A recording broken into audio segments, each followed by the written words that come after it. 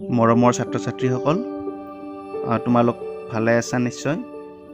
আশা কৰোঁ তোমালোকে ঘৰতে বহি ভালদৰে পঢ়া শুনা কৰি আছা।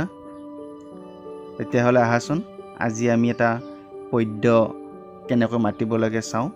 পদ্যটিৰ নাম হৈছে আমাৰ পঢ়াশালী। এইটো অংকুৰণ পাঠ্যপুথিৰ ২য় শ্ৰেণীৰ পাঠ। তেতিয়াহ'লে ছাত্ৰ ছাত্ৰীসকল, তোমালোকে তোমালোকৰ পাঠ্যপুথিখনত উলিয়াই লোৱাচোন আমাৰ পঢ়াশালী পাঠটি।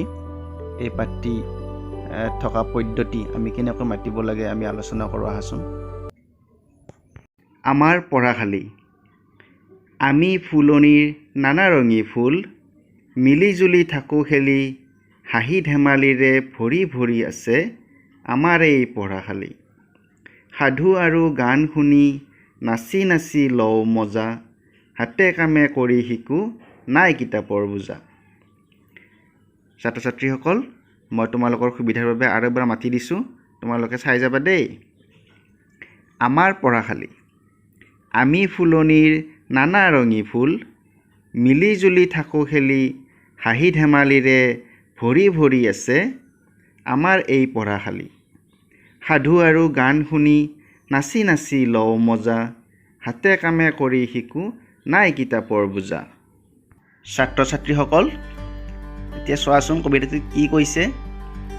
আমি ফুলনিৰ নানা ৰঙী ফুল, মিলি জুলি থাকোঁ খেলি, হাঁহি ধেমালিৰে ভৰি ভৰি আছে আমাৰ এই পঢ়াশালী। তাৰমানে আমাৰ পঢ়াশালীখনক এখন বাগিচাৰ লগত তুলনা কৰিছে।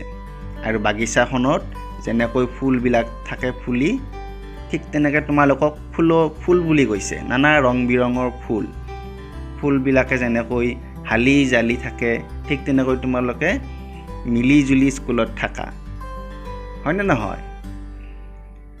হাঁহি আনন্দ ফূৰ্তি আদি কৰি তোমালোকে পঢ়া শুনা কৰি থাকা, নহয়নে বাৰু?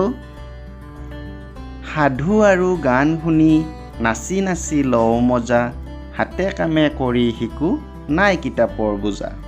তাৰমানে তোমালোকে বিদ্যালয়ত কি কৰা? সাধু শুনা, গান গোৱা আৰু নাচি বাগি তোমালোকে হাতে কামে কিতাপৰ পাঠবিলাক পঢ়া শুনা কৰা। তেতিয়াহ'লে ছাত্ৰ ছাত্ৰীসকল, তোমালোকৰ পদ্যটি পঢ়ি কেনে লাগিল জনাবাচোন। যদি ভাল লাগিছে তেতিয়াহ'লে মোক কমেণ্টত জনাবা।